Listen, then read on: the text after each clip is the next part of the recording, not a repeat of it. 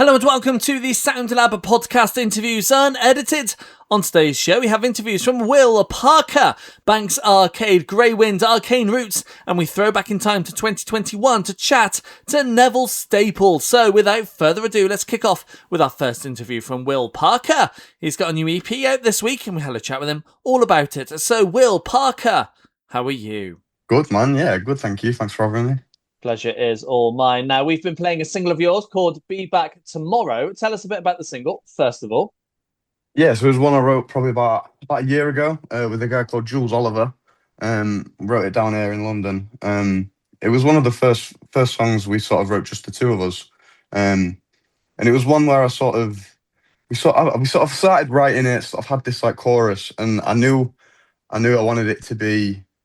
I wanted it to feel interpretable, but it was about me writing about a time I spent in uni, and sort of going back to the same like four walls, the same sort of mindset of sort of getting to this point and not really having it. It sort of got to this quite a lonely place at times, even though you had your friends around, and it was sort of the ways in which we would find our escape from that sort of dullness in uni.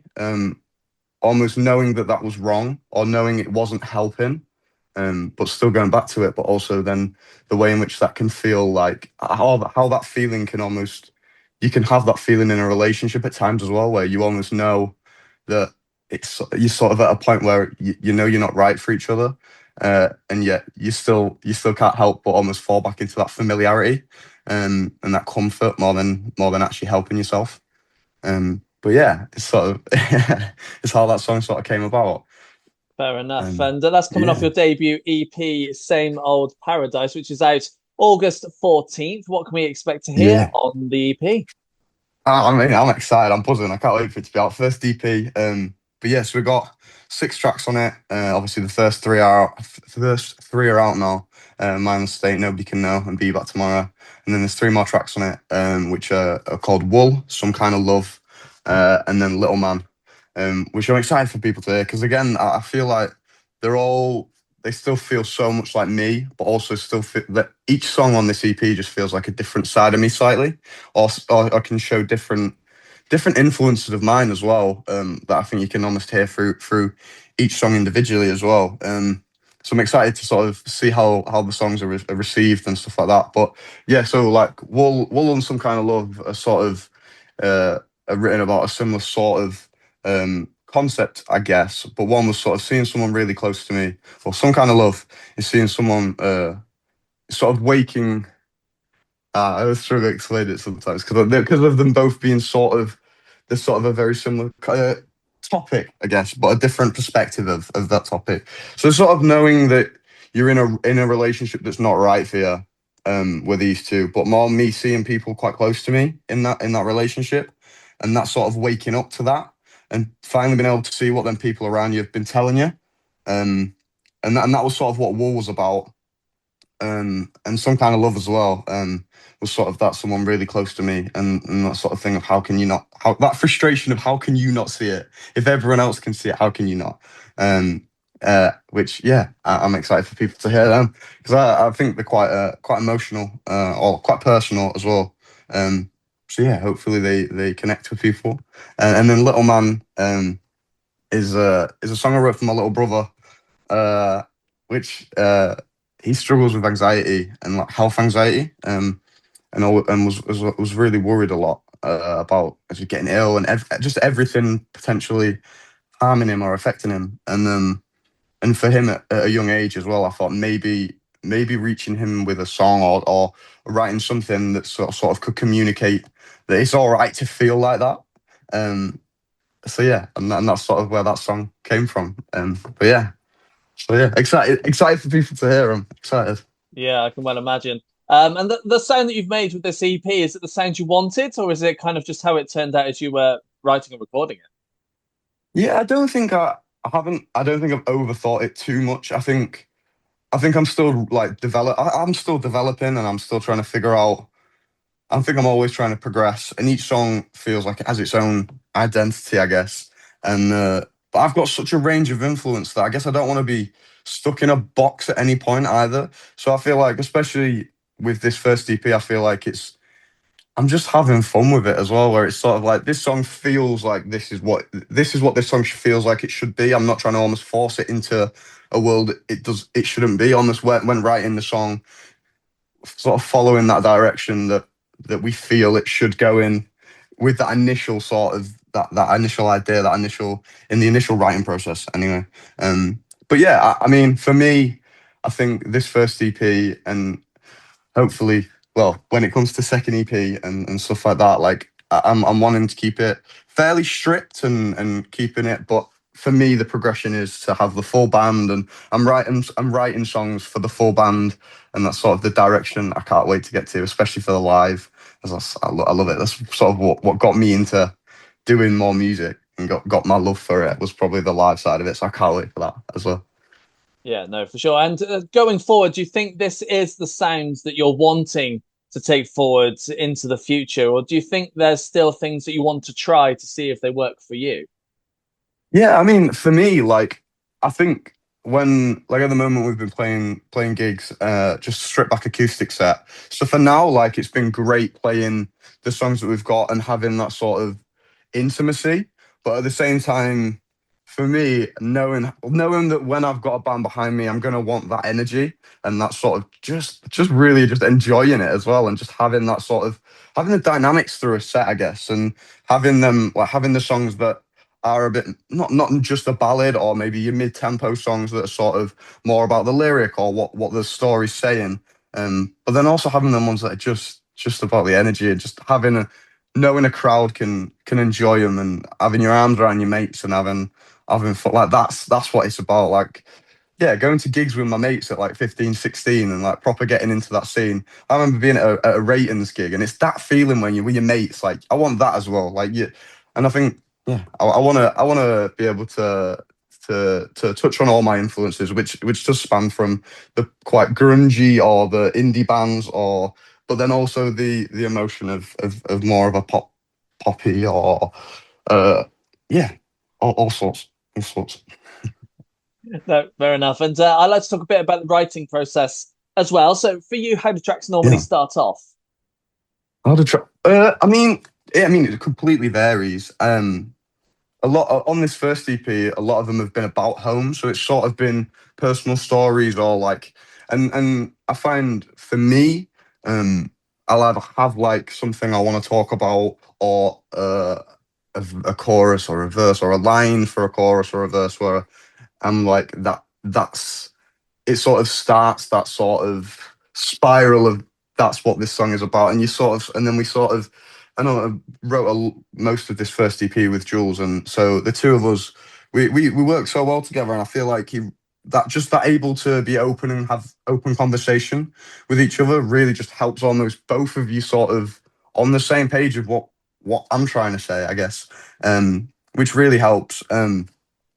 But yeah, and I think, I mean, a lot of time on the train, I've found, seems to be a lot where I'm listening to a lot of music, but also where a lot of ideas will come. Like the song "Nobody Can Know," I just had the "Nobody Can Know What It Feels Like to Love You," and then I knew that I wanted that to be about home. So then with that song, we sort of, then I'm telling Jules about everywhere about home, telling him about the pubs that I used to play gigs in that are now like boarded up, and like, so yeah, it's just, I feel like I like to pull from a lot of personal stories. So I guess that has to come from, I guess, personal experiences. But yeah, I think that openness to the room and the conversation, but also with the instrumentation, like Jules is incredible, and has played a massive part on helping build the tracks to what they are as well. But yeah, it's been a long process of just trying to figure out. I think with me still trying to figure out exactly what that sound is as well. But also not, and also getting to the point where I don't want to overthink it too much either, and just if it feels true to me, to put it out and see how people yeah, take it, or people will receive the song. Yeah, absolutely. And I know you've been doing a couple of shows recently, but you've got a couple more to come at the end of September. I bet you can't wait to be doing some shows, especially as the EP will be Yeah, out by then. yeah. Headline shows, got two in September. Got the 29th in Scunthorpe and the 30th in Manchester. I'm buzzing. I'm buzzing, man. First headline show properly in Scunny, like we did. So we did a pub at the back end of last year. And it was mint. It was just like having a lot of everyone local supporting, and it was a really good gig. It was great, and like the first time really having anyone singing my lyrics back to me, and it was pretty special. So yeah, I'm excited to do another home show. First like proper headline show at home. So yeah, that's exciting. And then Manchester, like after living there, it's like it's always been that Deaf Institute as well as a venue. Like it was always the one place that me and my guitarist Toby, we would walk past when we was going to uni and always say, oh, we've got to play there. We've got to play there. So to play there as for a headline as well, we supported we supported people there a little bit last year, and then we did one gig this year. But for it to be a headline show that's like us playing there, it's a pretty cool moment for us to be doing. Yeah, it's exciting. Yeah, I can well imagine. And obviously, just a couple of dates booked in at the moment. Are you hoping to add some more shows to the calendar this year? Oh, I mean, yeah, hopefully so. It's my favorite. It's one of my favorite parts of the job and of creating music is playing it to a live audience. It's the bit that I got the first bug for it, I guess. Was doing live and being in pubs. So like playing my songs now to people in venues, like it's the best bit. Mm. Yeah, Yeah. no, absolutely. And as you're fairly new to the music world, I'd like to find out what got you into music and this music in the first place. What got me into music? That's a great question. So I have I mean, it's a bit, I guess it's a long story. I mean, as a kid, like my dad at my dad's house. So my mum and dad were split, but at my dad's, my dad and my stepmom were always quite. There was always a lot of music going on, but not like the music that I ended up going into. It was more like the Ben Howard album, the one with like Old Pine, and a lot more like acoustic albums and like quite stripped back stuff, which I guess makes you more focus on the voice and focus on the small details or the different inversions on guitar and stuff like that. But yeah, and then sort of at like 14, my friend got me. We was like 14, and him and his dad were like, got a spare ticket to Cortinas. And I was like, never heard of them. Let's go for it. And that sort of just sent me on the Stone Roses, Oasis, like all of the bands that sort of influenced my mate's dad. Then ended up becoming the bands that I started really getting into, which then led me on to starting the band and doing covers for like 2 years. We was gigging every weekend for 2 years, just around Scunthorpe, Doncaster, sort of the local areas, and that's sort of where that love for that sort of playing live was. But I was never great at English, so I always doubted my ability to write. I thought I could write music. I thought I could sing it, but I didn't think I could write it. And then over the last sort of 2 years, really tried to. I've always written a little bit like with the bands and stuff, but I'd never really like believed in it. But then sort of the last sort of 2 years, really tried to like just constantly trying to get better and learn off the people I'm around and learning from people who are who have written songs that I love, but also just people that I just love writing with, and that process. But yeah, I'm still progressing. I'm still trying to get better every time, every song, trying to beat the last, and yeah. But yeah, I'm enjoying it. I think I did musical theatre when I was like really young, but didn't. I never really got into the dancing. I've not really got the moves for it. So I was like, the hips didn't really. Not for dancing, but I enjoyed the singing. So that's sort of when I sort of went, I can do a band. I can pick the guitar up and I can sing with me mates behind me. But yeah, and then sort of discovered that I quite enjoyed opening up and writing. Do you think I was obviously now you've mentioned musical theatre? Do you think you'll ever go back into that world at some point? I can't see it happening. I mean, I don't, unless there's some like parallel universe where like I don't know where somehow I was better at dancing than I was singing. I don't know. But no, I don't think it's for me. I appreciate the art of it, but yeah, it's not me. I don't. It's like if I've got the skills for it, like You never know. You never know. yeah, And we'll see. I'm sure you've got some aspirations of things you want to achieve in the music world. What's one thing you kind of really want to do? You know what? The one thing I've always said is just being on a stage and having people singing my songs back to me. Like that's the main thing I want. Because that means that people, one, the songs are reaching people, but also connecting with people. Because if they're singing them songs back, it means something to them. Which obviously I sort of got the first I got the first taste for that in Scunny, my little headline show at the back end of last year. But I mean, I guess for me, like maybe it's playing. I don't know. I always find it weird, like saying what the goal is, because I mean, I'd love to play somewhere like a big gig at home, a big home gig, really build the local following, and I think that's important for me as well. Like for me, like I want the visuals have been about Scunthorpe. Like I wanna put that light on the town that's all I've ever really known, and like so. And yeah, maybe playing at Scunthorpe's ground could be a cool thing to do one day. But yeah, I'll say that. Let's say Glenford Park is the goal.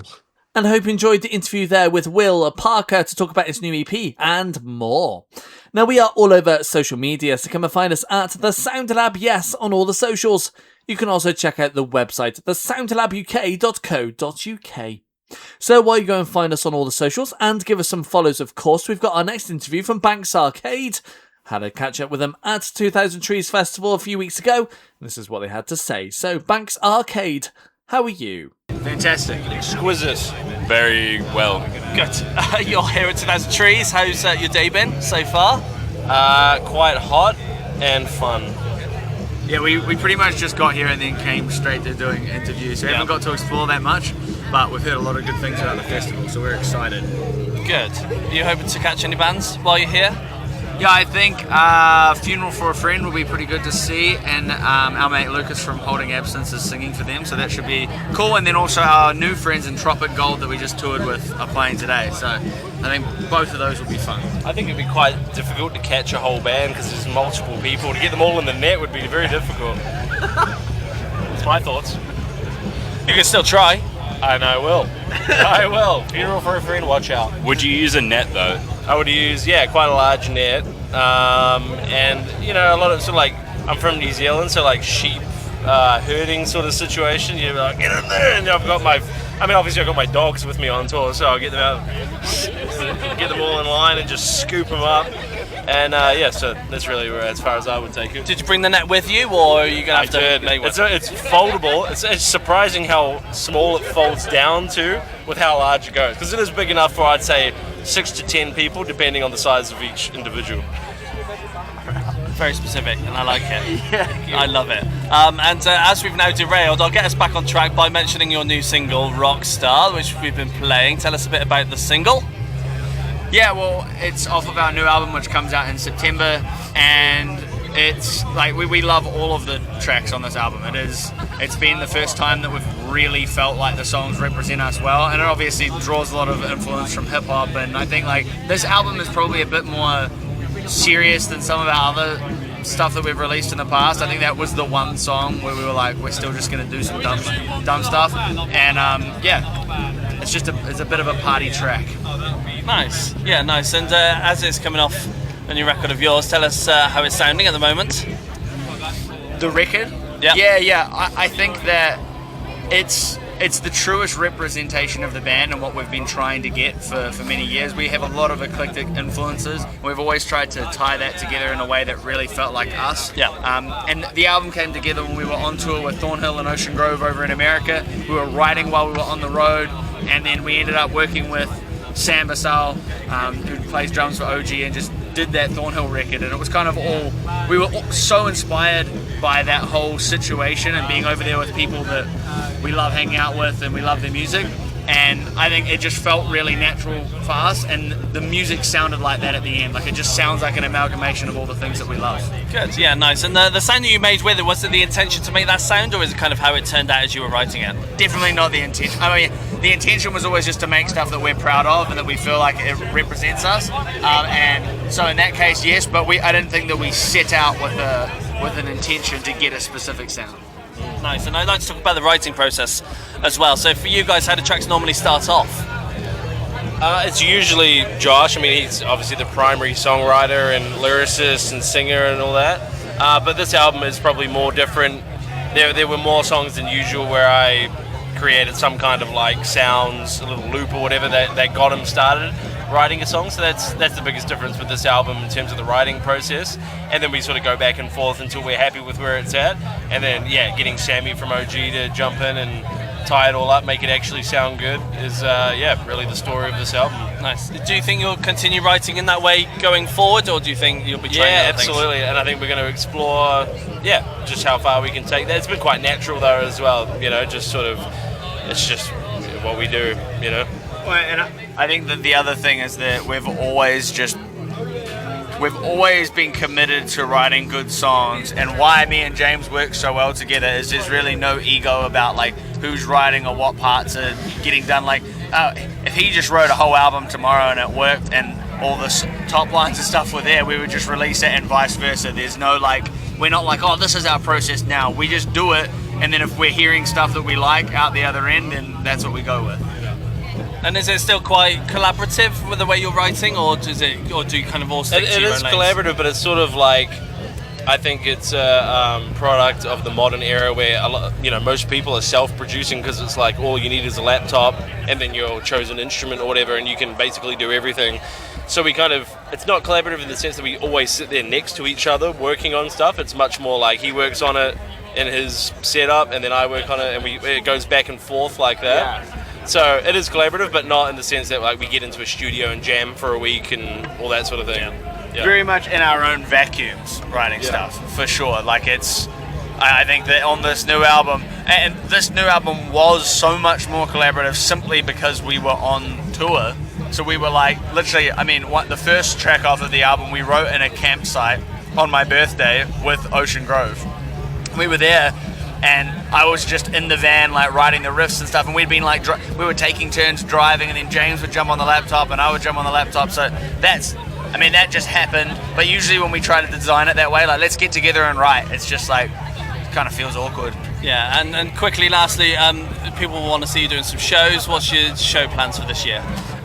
We have some new shows that are going to be getting announced soon, but after this we've got a bit of a break. The only thing that's actually announced is we're doing the Hellbound cruise with Parkway early next year. But yeah, TBA. And hope you enjoyed the interview there with Banks Arcade from 2000 Trees Festival from a few weeks ago. Now, if you're listening to us on Spotify, then you'll be pleased to hear we also have a Spotify playlist. It's called Fresh, and it brings you 150 brand new up-and-coming artists that we feel like you might just enjoy yourselves. And if you want to check it out, search Fresh by The Sound Lab on Spotify, or head to the website to thesoundlabuk.co.uk and click on the Fresh playlist button. So while you go and find our Fresh playlist and give it a save to listen to later on, of course, we've got our next interview from Greywind. They released an album earlier this year. We had a chat with them at 2000 Trees all about it. So Greywind, how are you? I am great, thank you. It's very hot, as I'm sure every person has said. Although it's just gone behind a cloud, I feel. I know. And we are under an umbrella, and I do have a fan, so what am I talking about? We're fine. We're all good. Yeah. And you hit back at 2000 Trees. Yes. How's your weekend been so far? It's been great. We only arrived earlier, so I've not been able to catch any bands yet, and I've been doing all of this, so I hope I get to see some people before our set. But yeah, I'm very excited about our show. We're on later on the forest stage, nice. Which looks so pretty. I can't wait. Yeah. I can't wait. And no sun down there. I know. They knew. They were like the Irish. We can't put them in the sun. Yeah, no, for sure. And the reason why you've been doing all these shows is because you released a new record. Yes. Start of this year. Tell us a bit about it. So it's called Severed Heart City, and yeah, it's our second record, and it's basically about all the fun things we go through in the music industry and in life, and that it's okay to go to Severed Heart City, it's okay to be sad, but there's always a way out. And I think it's a nice message, it's an important message, I think, and the reception has been amazing for it. We're playing some new songs from it today for the first time, so I'm very excited. Good. And the sound you've made with the record, was it the sound you wanted, or is it kind of how it turned out in the studio? It's exactly what we wanted. We recorded it in LA with Sam Guiana. He did our Antidote EP, and as soon as we recorded that EP, we were like, no, we need this guy for the record, because he gets it completely. He got our references, all of our influences sprinkled in there, like, so he knew, and it was great. Good, yeah, great to hear. And I'm sure you wrote more than what made it onto the record. What happens to those tracks now? Me and Paul are very particular. We're really annoying. Like, we will write, we're like, these are the 10 songs, this is what you're getting. We're gonna just put everything into these 10 songs, and this is it. So we don't have much left over. Fair enough. No. There's a few little bones of things, but not like full songs. Do you think you'll use those bones later down the line, or do you think they were just that bad that you're not going to use them? No, they're great. They will be used. Watch this space. And I'd like to talk a bit about the writing process as well. So for you, how do tracks normally start off? So usually it's Paul crying at 3 a.m. with an acoustic guitar into his voice notes, and then he'll bring it to me, and he'll have like the first draft of it, and then we'll work on it together. Again, we'll record it back into voice notes, and we don't use GarageBand or anything. We're very old school. We're very probably not like everyone else. We always think if it sounds good acoustic, if the song itself is great, then when it's all done with a full band, it'll be perfect. So. Yeah, and obviously it's just the two of you mainly for Greywind, but when you've got like everybody involved, how kind of, I want to use the word dictatorship here, but I know it's the wrong word. What do you say to the band when you say this is what we want you to do? Do they kind of bounce back with, oh, how about this? How does that relationship work? We're always very open for like constructive criticism, or like, oh, I think this idea is good. We're always open. Like with Sam, working with Sam, he would think, oh, maybe try this guitar sound or all this kind of stuff, and we're not picky. If it sounds good and works for the song, we're very open to that. Even like doing harmonies with Sam is my favorite thing, because I was always very like particular, and he opened my eyes to better harmonies. And yeah, I think it's good to always, especially like you said, when it's two of us, it's good to get outside opinions. Yeah. No, when it matters, if it makes the song better, then yeah. If he's wrong, then he's wrong. And you're the one who knows that. Exactly. And obviously, is it quite a collaborative effect between you and Paul, or do you kind of stick to your own lane, sort of thing? No, it's very collaborative. Paul is an incredible songwriter. I will give him that. But I feel like we can't work without the other. I feel like it's such a good relationship. You know, we have that sibling twin telepathy thing, I think.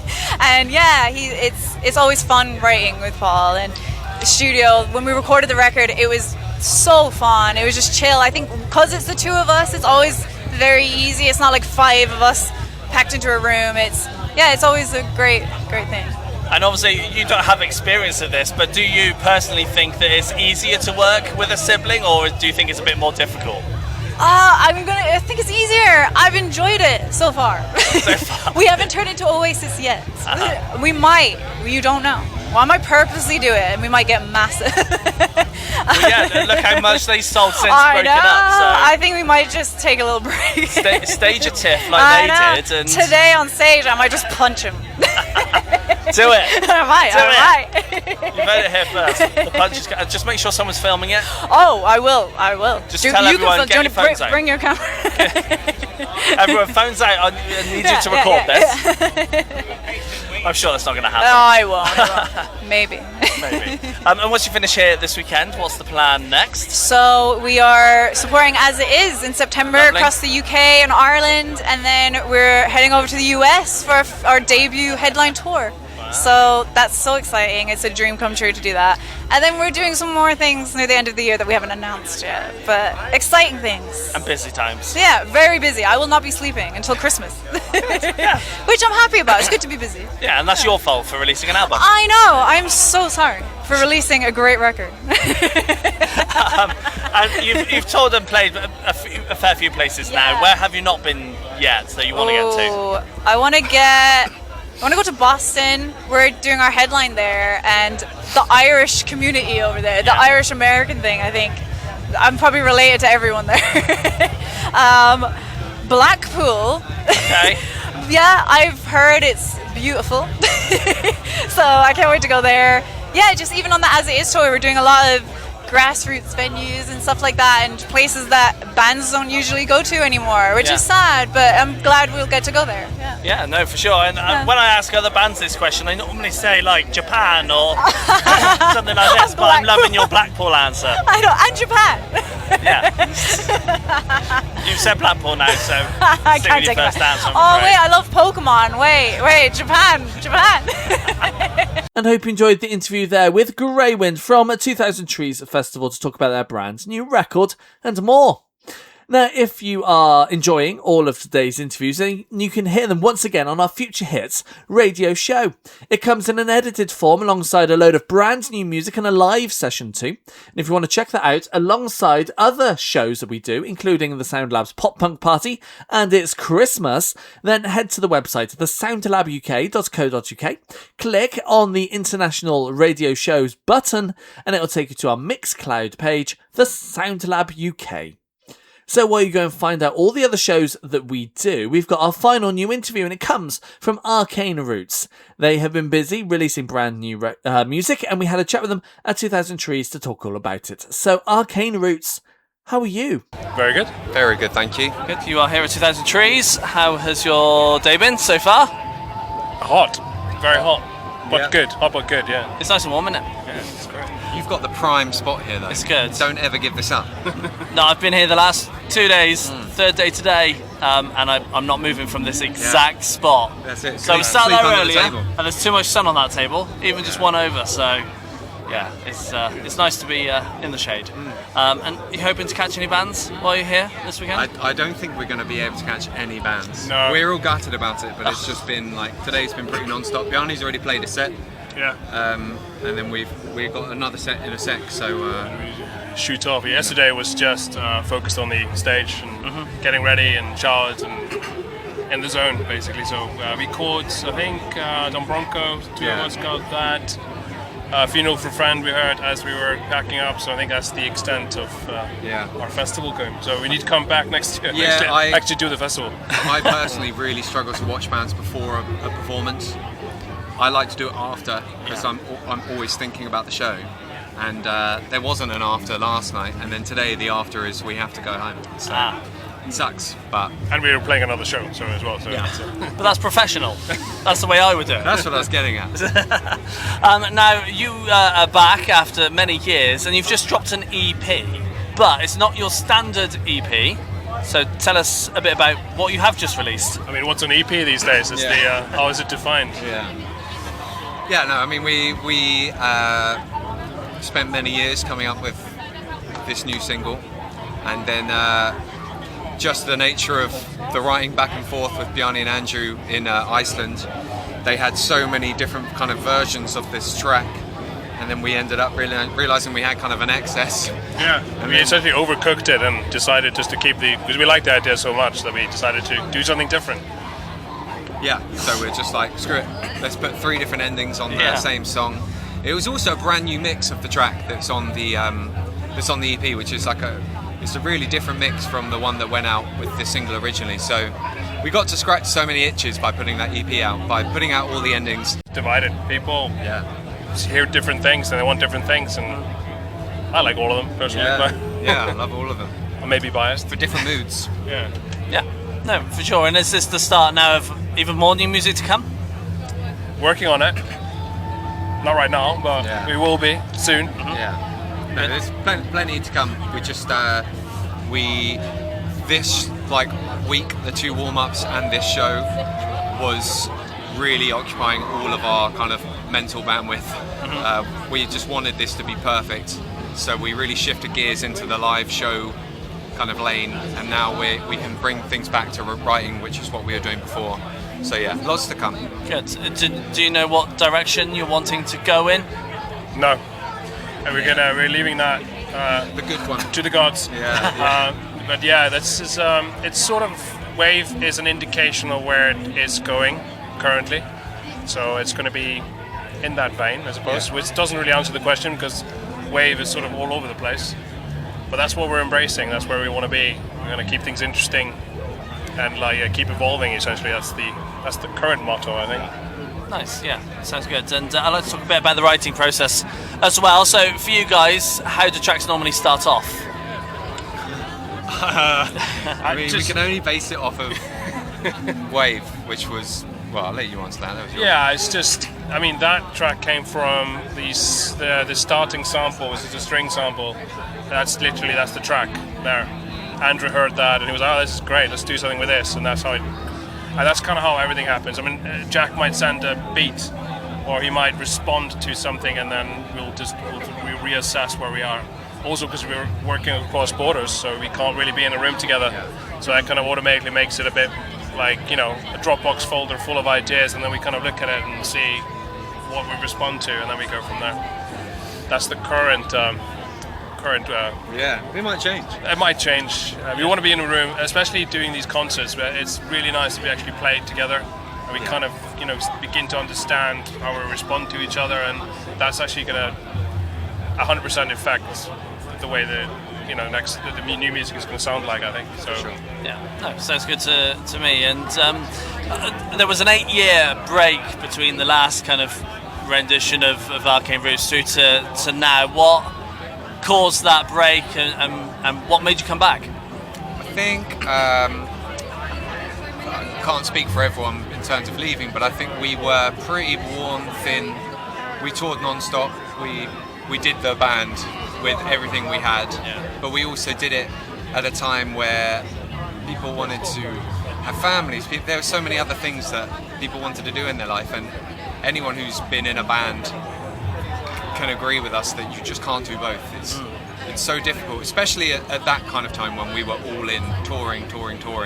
You just put everything else to the side, and something had to change. We needed a shift, and we needed a break. And it turned out to take us 8 years to our lives changed massively.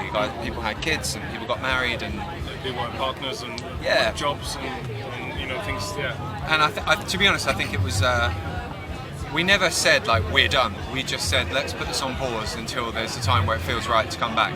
And then when Andrew and Bjarni started writing, and then we started chatting, and Daryl and Andrew had been writing as well, and then you guys had kind of started cooking, and then it just felt right. We were just waiting for the time where it works for everyone, and now it feels real good. I mean, it's been like three years in the making, really. So it's been a while.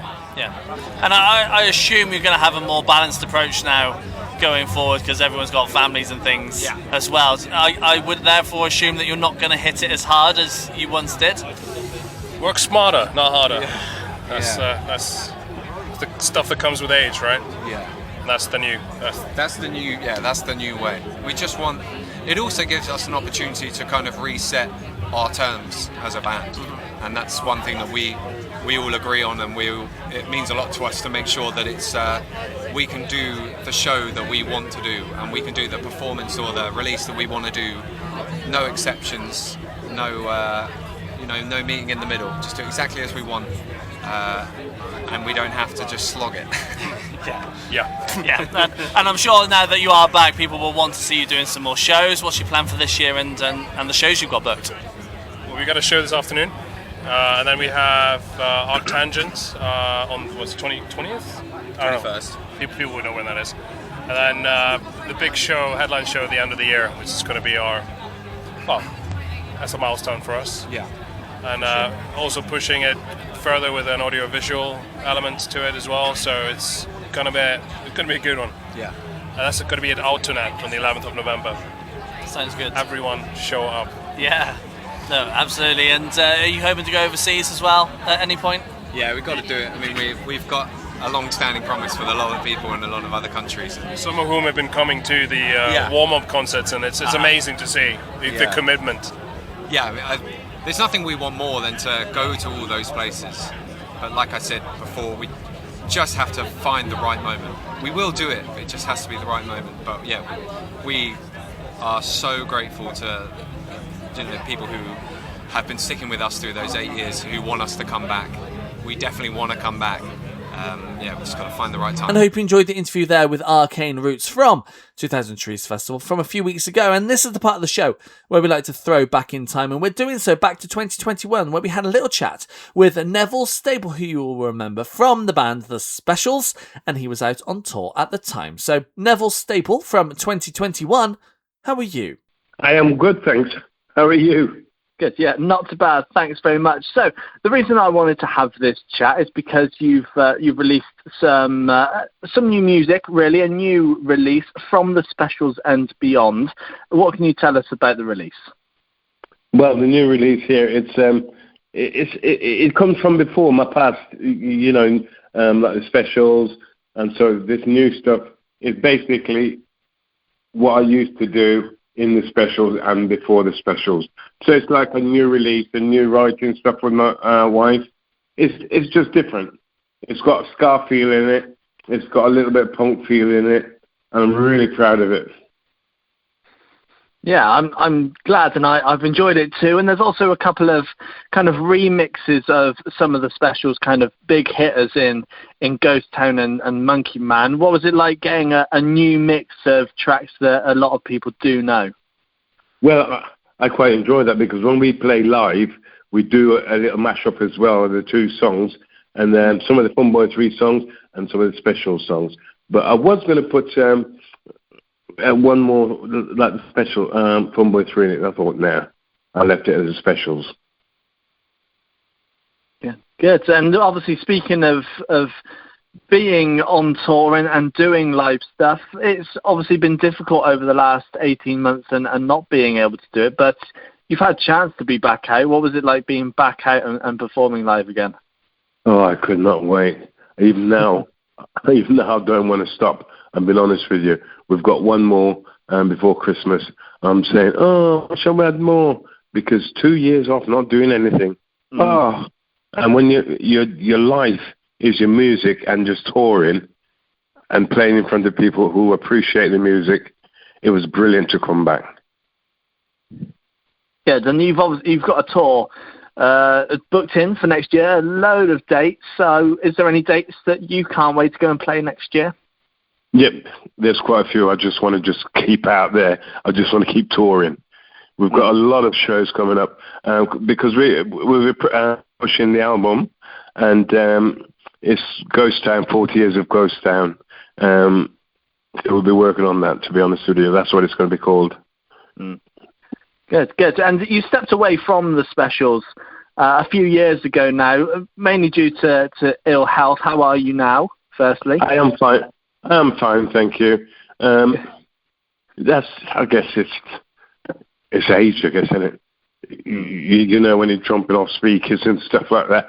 It's just had a bad knee, but I'm all right now. Yeah, and obviously Terry Hall took over from you in The Specials, but do you think you might make a reappearance at some point in the lineup? Yeah, it could do. I think it might go solo. I'm not sure though. I think it might go solo. Yeah, good. And obviously, writing-wise, with the 18 months of lockdown and staying at home, you must have had time to write even more than you have released. So what kind of releases have we got coming up and music coming up for you? Well, I do a lot of writing with my wife, Sugary. So like the 2 years off, and even before that, we do a lot of writing together. And we will be, not right now, we're going to let this album play out for a bit, then we will be putting songs out, like singles and stuff. EP. Yeah, and obviously forming The Specials all the way back in the 70s, you kicked off the two-tone and the ska scene along with some other bands. What was it like kind of creating that new genre over here and being kind of pioneers of the ska and the two-tone? Well, and the ska, I grew up with the ska, and I grew up with the punk as well, so I really like punk as well as the ska. So when it got mixed in together, it was, this is nice, it's different. We were playing for the ska and for the punk, and then they all got together. That's what we were trying to aim at. Black and white, performing together, singing together. And with the ska and the punk, that achieve that. Yeah, no, definitely. Did you know the route it was going to go, and did you know it was going to be as successful as it was, or did you think, oh, we're just going to write some music, we're just mates doing it in the background, and how was it for you? You know, when you're doing it, you don't think, oh, I want this to be number one, or I want this to be a hit in the charts. You just write it because you just love what you're doing, and you don't think you don't go out writing it to be a hit, or it's just what you like. If it becomes a hit, well, that's it. But you don't go out trying to say, well, that's what we're going to write for. You just don't do that. Well, we don't. I don't. Yeah, and what have you learnt over the many years you've been in the music world? What have you learnt, and what are you doing today that you weren't doing at the start? Well, I'm doing a lot of more vocals. All I used to do a lot of Perry as well. I used to do my toasting. So I used to sing in the special toasting because that's where I come from the ska toasting. I grew up with toasting and singing. So when I got into the specials, I was doing both, singing and toasting, which brought something new to the specials. And I hope you enjoyed the interview there with Neville Staple from the specials from back in 2021. And that's the end of the show for another week, I am afraid. Don't you worry, we will be back next week with more interviews. But if you can't wait until then, social media at The Sound Lab, yes, on all the socials. And you can also check out the website, thesoundlabuk.co.uk. And we'll be back next week for another episode of The Sound Lab's Interviews Unedited podcast. Goodbye.